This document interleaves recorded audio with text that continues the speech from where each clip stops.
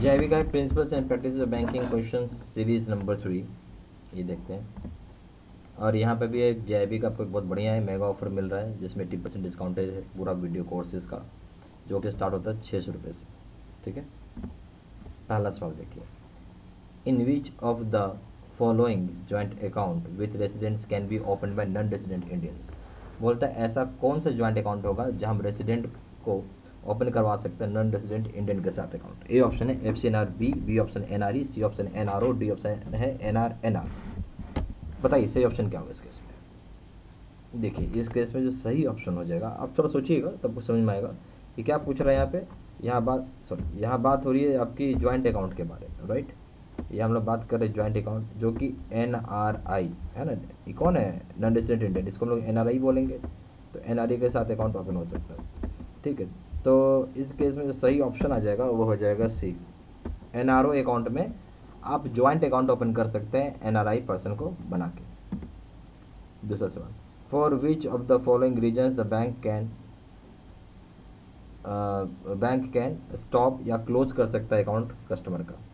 बोले for which of following reasons bank can stop या close the account of a customer. तो किन कारणों से बैंक जो है यहाँ पे कस्टमर के अकाउंट को स्टॉप या क्लोज कर सकता है। ए ऑप्शन है where the customer regularly draws cheques without sufficient balance in the account. जहाँ पे कस्टमर रेगुलरली ड्रॉ कर रहा हो चेक, वो भी पूरा सफिशिएंट बैलेंस नहीं अकाउंट में। तो दूसरा ऑप्शन होगा where the customer issue the cheque and frequently stop payment of such cheques. बोलते हैं वैसा केसेस जहाँ कस्टमर चेक इशू करता है और फ्रीक्वेंटली स्टॉप पेमेंट होता है उस चेक को। सी ऑप्शन है where the customer acts in a manner detrimental to the interest of the bank. जहाँ पे कस्टमर एक्ट करता है डिटरमिनेंटल, जो बैंक की इंटरेस्ट उसको डिटरमिनेंटल मतलब बैंक के इंटरेस्ट को हानि पहुंचाने के लिए कर रहा हूँ। D option all the above. सही ऑप्शन क्या होगा इस केस में। देखिए बहुत सीधा सा चीज़ था, इसमें सही ऑप्शन हो जाएगा डी ऑल द अबव। क्यों डी हो जाएगा इस केस में? इस केस पर डी होने के रीज़न ये है, तीनों रीज़न जो बताया है वो सही है।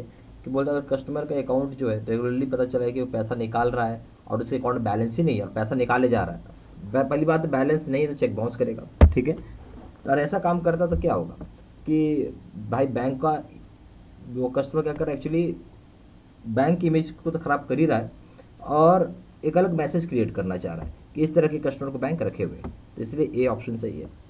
फिर दूसरा बात हो जाएगा कि कस्टमर जो इशू करता है चेक को फ्रिक्वेंटली बार बार उसको स्टॉप पेमेंट करवा रहा हो चेक को, तो ये भी एक गलत मैसेज आता है जिसकी वजह से बैंक उस तरह के अकाउंट को स्टॉप कर सकता है, क्लोज कर सकता है। फिर कस्टमर अगर कोई ऐसा काम कर रहा है जो कि बैंक के इंटरेस्ट के अगेंस्ट हो, तो उस केस में भी बैंक कस्टमर के अकाउंट को बंद कर सकता है। तीनों ऑप्शन जो है आपके सही है, इसलिए डी ऑल द अबव होगा। Question number 3, B was having an account with Universal Bank. B got confirmation from B for the balance in the account. Later on, B brought to B's notice. Later on, B brought to bank's notice a fact that two forged checks have been debited to his account. Bank, however, claimed that the customer has already confirmed the balance. बोलता है कि B का account है universal bank में, B confirmation करता है, bank जो होता है वो कंफर्मेशन करता है या बैंक को कंफर्मेशन मिलता है बी से कि बैलेंस क्या है अकाउंट में। बाद में बी बैंक के नोटिस में लाते हैं कि 2 फर्जी चेक यानी 2 फोर्स्ड चेक आया है जो उसकी वजह से उसके अकाउंट में पैसा डेबिट हुआ है। बैंक हाउवर क्लेम करता है, ये बोलता है कि कस्टमर को तो ऑलरेडी ये बैलेंस उसने बताया था, कंफर्म किया था। A option. तो बोलता है bank is not liable as the customer has already confirm the balance. बोलता है कि बैंक लायबल नहीं है क्योंकि कस्टमर ने ऑलरेडी कंफर्म किया था बैलेंस को। बी ऑप्शन है दो customers is right but after confirming the balance he can not got into reverse. बोलता कस्टमर की हालांकि बात तो सही कह रहा है पर कंफर्म करने के बाद बैलेंस वो एंट्री रिवर्स नहीं हो सकता। सी ऑप्शन है bank is liable for the forced cheque and it has to reverse the entry. बोलता बैंक लायबल होगा फोर्स्ड चेक में और बैंक को एंट्री रिवर्स करनी पड़ेगी। डी ऑप्शन है bank and the customer have to share the stop loss on pro rata basis. बोलता bank और कस्टमर को प्रो रेटा बेसिस पे लॉस जो भी हुआ है शेयर करना पड़ेगा। आपकी समझ से क्या होगा इस केस में? सी। देखिए पहली बात है कि फोर्स्ड चेक की यहाँ बात कर दिया। फोर्स्ड चेक का मतलब क्या होता है? जाली चेक, यानी ये वो चेक है जिसपे या चेक ही नकली बनाओ या चेक पे साइन जाली हो, उसने साइन नहीं किया चेक जमा कर दिया। आजकल बैंक में बहुत सारी चीज़ें होती हैं, आप देखेंगे उसी चेक नंबर का सेम चेक नंबर का नकली चेक बन जाता है, नकली साइन मार देते हैं। अगर ऐसा होगा तो इसमें कोई और रिस्पॉन्सिबल नहीं होता, सिंपली बैंक रिस्पॉन्सिबल होता है। यहाँ पे कस्टमर से बैलेंस भी कंफर्म किया, एवरीथिंग कंफर्म करने से कोई मतलब नहीं है। अब बैलेंस कंफर्म करो नहीं करो, फोर्स्ड चेक है तो सिंपल सिंपली बैंक लायबल हो जाता है, यानी सी ऑप्शन हो जाएगा। बैंक तो लायबल होगा ही होगा, और एंट्री खास करके फोर्थ चेक में, और एंट्री जो होगी उसकी रिवर्स करनी पड़ेगी, ये भी बात है, पूरा पैसा भरेगा बैंक। ठीक है, question number 4, why a customer of bank B use to hand over cheques in his favour for deposit in his account to an employee of the bank who withdraw the money of the cheque from the drawer's account maintained with the bank and misappropriated. When the fact came to the notice of Y, he asked the bank to make the good the loss as the employee was on roll of the bank. Bank refused to pay. Bank refused to company's Y. बोलते हैं कि Y एक customer है bank B का, जो कि hand over किया check उनके फेवर पे, बैंक के फेवर में, जहाँ पे डिपॉजिट किया गया अकाउंट में, और यहाँ एक एम्प्लॉय था उसके फेवर में बेसिकली बनाया गया था, और एम्प्लॉय जो था बाद में विड्रॉ कर लेता है पैसा चेक से, और यहाँ पे जो ड्रॉवर का अकाउंट होता है जो बैंक के साथ मेंटेन है, जिसने दिया था, हैंड ओवर किया था चेक को, और मिस एप्रोप्रिएट किया, बाद में नोटिस पता चला वाई को, तो ये बैंक को बोलता है कि जो भी मेरी नुकसान हो गई है, क्योंकि आपका ही एम्प्लॉय ये काम किया है, आपकी बैंक के पेरोल पे है, तो आप पैसा भरें। तो बैंक ने मना कर दिया कंपनी वाई को। आया समझ में? अब ए ऑप्शन है, Y has the right to proceed against the bank, बोलते वाई के पास अधिकार है कि बैंक के अगेंस्ट प्रोसीड कर सकता है। बी ऑप्शन है, Y has the right to proceed against the bank and also individually against the employee, बोलता वाई के पास अधिकार है कि बैंक के अगेंस्ट प्रोसीड कर सकता है, और साथ साथ जो एम्प्लॉय है उसके इंडिविजुअली के अगेंस्ट भी। सी ऑप्शन है, bank is not liable since for handling over the cheques to bank employees the bank had never authorise the employee, बोलता है बैंक यहाँ पे लायबल नहीं होगा, क्योंकि यहाँ पे आप चेक को हैंडलिंग कर रहे हैं एम्प्लॉयज़ के द्वारा, तो बैंक यहाँ कभी भी ऑथराइज नहीं करता इस तरह के एम्प्लॉय। तो देखिए बैंक यहाँ पे लायबल क्यों नहीं होगा, कि बैंक ने आप जो हैंडओवर कर रहे हैं चेक्स को बैंक एम्प्लॉयज़ को, बैंक ने कभी ऑथराइज नहीं किया इस काम के लिए एम्प्लॉय को, ये बोल रहा है। ठीक है, अब आइए ऑप्शन नंबर डी, बोलता है कि bank is not liable for the action of its employee even when these are during the banking hours and on behalf of the bank, बोलते बैंक लायबल तब भी नहीं होगा जो भी एक्शन एम्प्लॉय का है, भले वो बैंकिंग आवर्स में किया हो, बैंक के बिहाफ में क्यों ना कर रहा हो। अब बताइए क्या होगा सही ऑप्शन?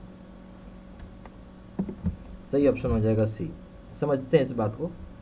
देखिए सही ऑप्शन सी क्यों हो जाएगा, यहाँ पे चेक जो था आदमी ने हैंडओवर किया किसको, एम्प्लॉय को, और उसी के फेवर में कर दिया, तो भाई जब फेवर में कर दी तो फिर वो समझे ना इसे बैंक कहाँ से आ गया। ठीक है, आपका और एम्प्लॉयर के बीच में बात है, ठीक है, जो बैंक एम्प्लॉयज़ के बीच में बात है, तो बैंक कहीं से भी लायबल नहीं होता। आप चेक जो हैंड ओवर करते हो बैंक एम्प्लॉय को, बैंक कभी भी ऑथराइज ही नहीं करता एम्प्लॉय, बैंक कभी ऑथराइज नहीं करता एम्प्लॉय को कि इस तरह के काम करें। Question number 5, for the purpose of carrying on off site supervision RBI calls for important returns called, बोलता है जहाँ पे आप कैरी आउट करते हो ऑफ साइट सुपरविजन, आरबीआई यहाँ पे बोलता है कि इंपॉर्टेंट रिटर्न के बारे में, जिसको क्या बोलते हैं। ए ऑप्शन है बेसिक स्टैटिस्टिकल रिटर्न बीएसआर, दूसरा एक्सवाइस रिटर्न, तीसरा आर रिटर्न, चौथा है डीएसबी रिटर्न। आपके समझ से क्या होना चाहिए इसमें?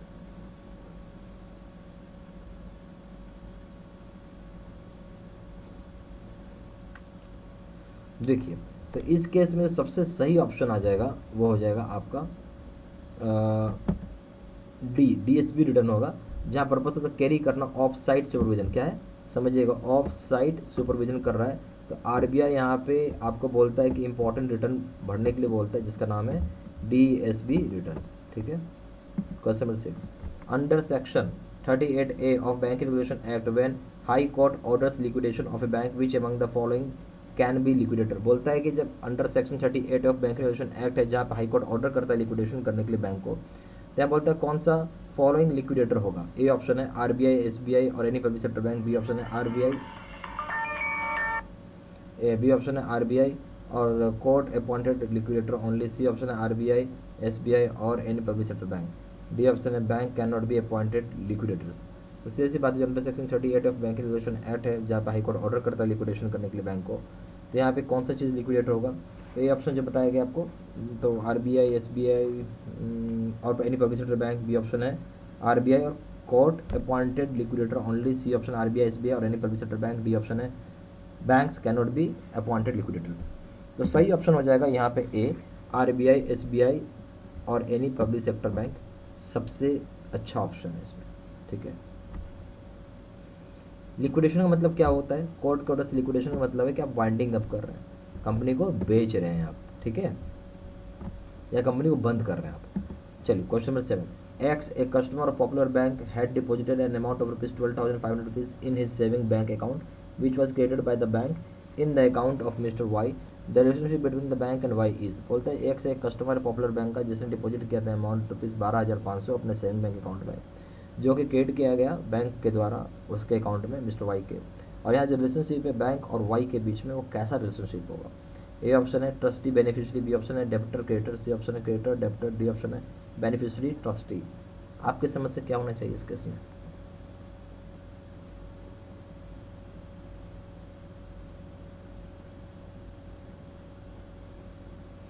देखिए इस केस में जो सही ऑप्शन हो जाएगा वो हो जाएगा सी, क्रेडिटर डेप्टर होगा। क्या होगा? क्रेडिटर और डेप्टर होगा इस केस में। कि यहाँ पे जो रिलेशनशिप है बैंक और वाई का क्या है, एक कस्टमर था पॉपुलर बैंक का जिसने डिपॉजिट किया था 12,500 सेविंग बैंक अकाउंट में, ठीक है। और यहाँ रिलेशनशिप बैंक और वाई के बीच में क्या नेचुरल सी बात है, क्रेडिटर डेप्टर। कौन पैसा जमा किया? तो कस्टमर ने जमा किया तो वो क्रेडिटर हो गया, ठीक है। वाई क्या हो जाएगा यहाँ पे आपका? एक्चुअली यहाँ पे बी होगा नॉट सी, इसको हटाइए। सी की बी क्यों होगा? क्योंकि यहाँ पे पहले इन्होंने बैंक के बारे में पूछा, तो बैंक यहाँ पे डेप्टर है, बैंक को पैसा मिला डेप्टर हो गया, दिया कौन था? कस्टमर ने दिया तो क्रेडिटर हो गया, इसलिए बी ऑप्शन सही है। क्वेश्चन नंबर 8 में आइए। An order cheque of ₹5,000 sorry an order of cheque of ₹55,000 is issued by mister X in his account favoring M a minor who approaches the bank cash payment। बोलता है एक check होता है 55,000 रुपये का जो कि इशू किया गया था मिस्टर एक्स के द्वारा उनके अकाउंट जो फेवर करता है एम को, जो एक माइनर बच्चा है। बोलता है कि यहाँ पे आप किस तरीके से, यहाँ पे पूछ रहा है कि किस तरीके से आप जो होगा उसको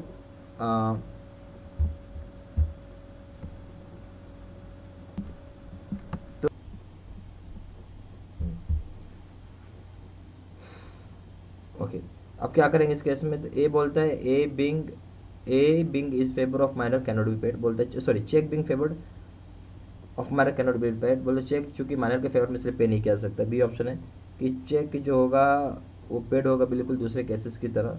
सी ऑप्शन होगा cheque will be paid if minor is a compromised by guardian, cheque तभी पे होगा जब माइनर के साथ गार्जियन होंगे। डी ऑप्शन है cheque shall be paid if guardian provides guarantee for the payment, cheque तभी पे होगा जब गार्जियन गारंटी प्रोवाइड करते हैं पेमेंट के लिए। तो इन सभी में जो सबसे अच्छा ऑप्शन है वो है बी, बिल्कुल चेक को आपको वैसे ही ट्रीटमेंट करना है जैसे आप नॉर्मल केसेस में करते हैं, ठीक है। तो चेक को पे किया जाएगा जैसे आप बाकी केसेस में करते हैं, इसलिए गार्जियन को लाना कोई जरूरी नहीं है। क्वेश्चन नंबर 9 में आइए। X is issued a cheque of ₹32,000 payable to B or order the cheque is misplaced and found by C, C forges B's signature and endorses in favor of D who presents the check for the payment from the bank but it is dishonored। अब समझिए इस बात को, क्या होता है x ने check को इशू किया 32,000 रुपये का जो कि पेबल होगा बी को। अब यहाँ बोलता है चेक समहाउ मिसप्लेस हो गया और वो सी को मिल गया। सी ने फोर्ज किया बी की सिग्नेचर को, ठीक है, सी ने फोर्ज किया बी के सिग्नेचर को और इंडोर्स कर दिया डी के फेवर में, हाँ। और ये बाद में चेक प्रेजेंट किया गया बैंक के द्वारा, ठीक है, और वो डिसऑनर हो गया। अब डी का पैसा एक्चुअली डी ने चेक जमा किया था, डी तो बिल्कुल इंटाइटल्ड है कि पैसा रिकवर करने के लिए चेक अमाउंट का। अब देखिए क्या होगा। ए ऑप्शन है D can recover the amount from X B and C, B option है D can recover the amount from X and B only, C option है D can recover the amount from C only, D option है D can not recover the amount from C only, ठीक है। तो अब आप बताइए क्या होगा इसका सही ऑप्शन? देखिए इस केस में सही ऑप्शन हो जाएगा सी। क्यों? डी है जो है पैसा बिल्कुल रिकवर करेगा, किसे रिकवर करेगा? सी से करेगा, बी से नहीं कर सकता ना एक्स से कर सकता है। रिकवर जो करेगा सिर्फ और सिर्फ सी से करे, जो चेक इशू किया है। चेक दिया कौन था? सी ने दिया, सी से पैसा रिकवर करेगा डी, ठीक है। क्वेश्चन नंबर 10 में आइए। Mister Z gets a demand draft issued from the bank in favor of his son S, who is to visit another town in connection with some business purchases. He requests the bank to substitute the word order by bearer in the DD so that his son does not face any difficulty in the new town। बोलते एक Z होता है, mister Z है जो demand draft issue करवाए bank से, जो कि फेवर करता है उनके सन के लिए, और वो विजिट कर रहे हैं दूसरे टाउन में कुछ बिजनेस परचेजेस के लिए। यहाँ वो बैंक को रिक्वेस्ट करते हैं कि जो शब्द है ऑर्डर की जगह बियरर लगा दिया जाए डिमांड ड्राफ्ट में, ताकि उनके बच्चे को कोई भी दिक्कत ना हो नए टाउन में जहाँ डीडी को क्लियर करना चाहते हो। A option bank can not do so as it is will be violation of section 31 of NI act, bank ऐसा नहीं कर सकता है क्योंकि सेक्शन 31 ऑफ एनआई एक्ट के वॉलेशन में। बी ऑप्शन है bank can do so if Z is dependable customer, bank ऐसा कर सकता है अगर जेड डिपेंडेबल कस्टमर है तो। C option, bank can not do so but it can attest the signature of S on separate slip of paper, ठीक है, which he can use for identification purposes. Bank ऐसा नहीं कर सकता है, पर वो अटेस्ट कर सकता है सिग्नेचर एस का किसी एक सेपरेट स्लिप ऑफ पेपर में, जिसको यूज कर सकता है आइडेंटिफिकेशन पर्पसेस के लिए। D option, bank will not look into the issue as the problem is of Z and not a bank. Bank इस केस में इस प्रॉब्लम को नहीं देखेगा, बैंक नजरअंदाज कर देगा, क्योंकि प्रॉब्लम जेड का है ना कि बैंक का है। ठीक है, अब बताइए इसमें सही ऑप्शन क्या होगा। देखिए इसका सही ऑप्शन हो जाएगा सी। की हो जाएगा सी, सी इसलिए हो जाएगा कि बैंक ऐसा बिल्कुल नहीं कर सकता है कि डीडी को अब ऑर्डर से बेरर कर दे, ऐसा नहीं हो सकता। वो तो एक ही उपाय है कि अब डीडी को कैंसिलेशन कराइए फिर आप नया बनवाइए तो हो सकता है, पर डीडी जो होगा बेसिकली डीडी आपको ऑर्डर पे ही होता है इशू, ठीक है, बट वहाँ पे सिग्नेचर अटेस्ट, सिग्नेचर क्या कर सकता है, अटेस्ट कर सकता है वो जो एस का जो उसका बच्चा है उसका सिग्नेचर अटेस्ट करवा देगा एक सेपरेट स्लिप पेपर में, जिसको आप यूज़ कर सकते हैं आइडेंटिफिकेशन पर्पज़ के लिए, कर सकते हैं। इसी ऑप्शन सबसे बेस्ट है। यहाँ पे अब जेबी का दो तरह का प्रोग्राम्स है हम लोग करवाते हैं। एक है जेबी का पीपीटी कोर्स जिसको हम बोलते हैं कंप्यूटर स्किल डिकोडेड कोर्स, जो भी आप वीडियो देख रहे थे कंप्यूटर स्किल डिकोडेड था, और दूसरा होता है face to face video course, जहाँ मैं बोर्ड पे आके पढ़ाता हूँ, समझाता हूँ, बताता हूँ। जो सबसे ज़्यादा सेलिंग और सबसे ज़्यादा पावरफुल कोर्स है वो, ठीक है। और एक्चुअली इसे बोला जाए सही भाषा में तो ये सबसे बेस्ट कोर्स है।